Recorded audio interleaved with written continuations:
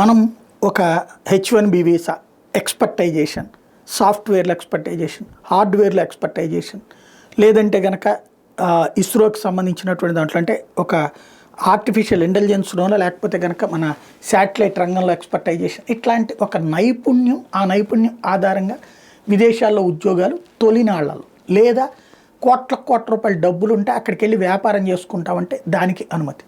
ఇది మలినాళ్లలో జరిగినాయి. వ్యవసాయం, వ్యాపారం, ఉద్యోగం, ఈ మూడు తొలినాళ్లలో మన వాళ్ళు వెళ్ళి విదేశాల్లో సెటిల్ అయింది. బాధ్యతగా ఉన్నారు, సక్రమంగా వెళ్ళారు, సిస్టమేటిక్గా నడిచారు. క్రమక్రమంగా మన దేశంలో మనకి నచ్చక, మన ఊళ్ళు మనకు నచ్చక, పల్లెటూరు నచ్చక పట్టణాలకి, పట్టణాలు నచ్చక నగరాలకి, నగరాలు నచ్చక మెట్రో నగరాలకి వెళ్ళి ఈ మెట్రో నగరపు కల్చర్ అలవాటయ్యాక ఎంతకంటే అద్భుతమైనటువంటి ప్రదేశం కావాలని విదేశాలకు వలస వెళ్ళిపోవడం ప్రారంభమైంది. లక్షల అప్పులు చేసైనా, లక్షల ఆస్తులు అమ్ముకునైనా విదేశాలకు వెళ్ళడం ప్రారంభమైంది. అయితే అక్కడికి ఇంత ఖర్చు పెట్టి వెళ్ళాం కాబట్టి అప్పట్లో ఏంటి, స్వల్ప ఖర్చు, అక్కడికి వెళ్ళి సెటిల్ అయ్యి భారీ ఆదాయం సంపాదించి, ఇప్పుడు భారీ ఖర్చుతో అక్కడికి వెళ్తున్నారు కాబట్టి త్వరగా అది రికవర్ చేయాలన్నటువంటి ఉద్దేశంతో ఒక్కొక్క మనిషి 4 ఉద్యోగాలు చేసేవాళ్ళు, ఒక్కొక్క మనిషి అక్కడ $10కి $8 కూడా పనిచేసేవాళ్ళు, ఇట్లాగా విచిత్ర ప్రయాణాలు నడుస్తున్నాయి.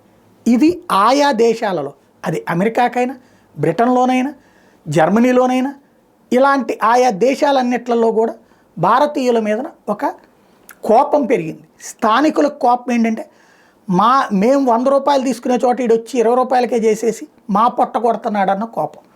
అదే సందర్భంలో మన వాళ్ళు సంపాదించుకున్నటువంటిది $100 సంపాదించుకుంటే అందులో $70-80 దాచిపెట్టుకోవడానికి ప్రయత్నిస్తారు, $20-30 అక్కడ ఖర్చు పెడతారు.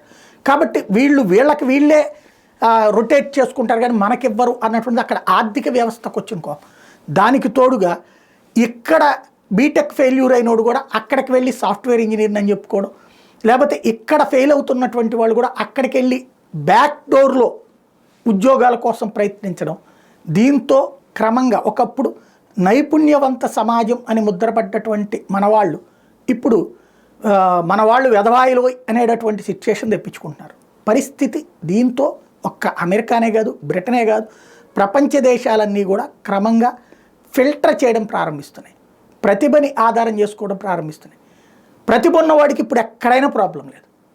ప్రతిభ లేకుండా డబ్బులతో మనం వెళ్ళి ఎలాగోలా బతికేయచ్చు అనుకునేవాడికి ఇప్పుడు కష్టకాలం. ప్రపంచవ్యాప్తంగా అమెరికా వాడు తరిమేస్తున్నాడు, బ్రిటన్ వాడు తరవడం ప్రారంభించాడు, కెనడా వాడు రిస్ట్రిక్షన్స్ ప్రారంభించాడు.